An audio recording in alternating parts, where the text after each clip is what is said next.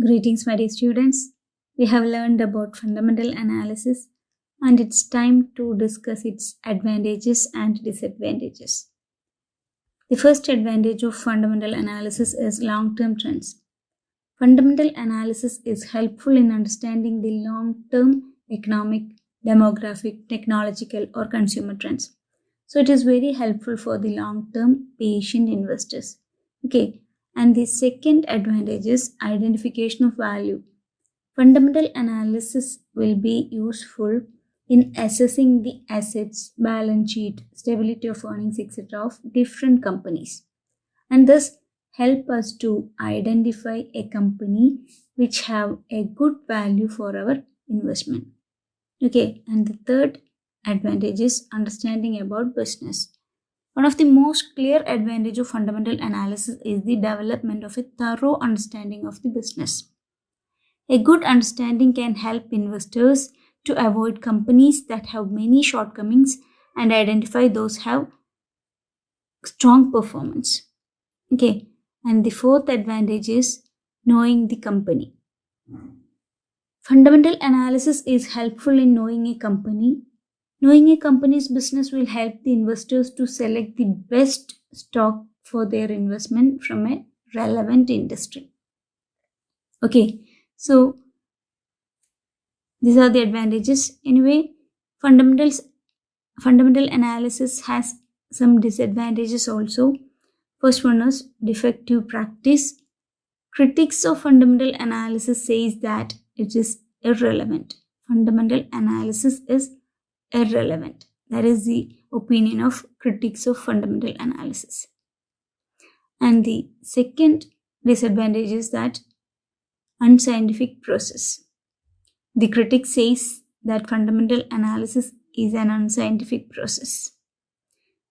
And it is difficult to get a clear idea about company's value, because in the case of a company analysis, we need to assess so many qualitative factors such as company's management, its competitive environment, etc.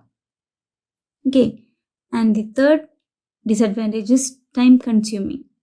Fundamental analysis can be extraordinarily time consuming because there are so many factors to analyze, such as economy, industry, and company.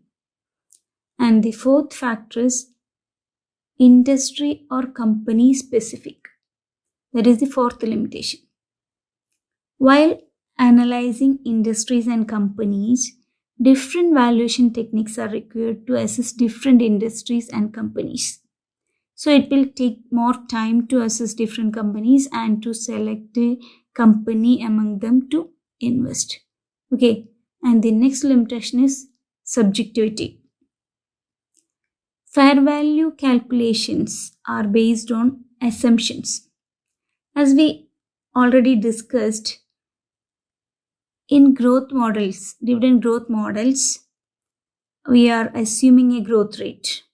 And in the case of multiplier approach, we are using PE ratio as multiplier. These assumptions are also will influence the intrinsic value or fair value of a share. Okay, and the last limitation is analyst bias. The investor may approach an analyst or fund manager for fundamental analysis, and the information in the form of reports of companies will be analyzed by the analyst. If there is any bias in these reports, then the analysis will not be correct. Okay.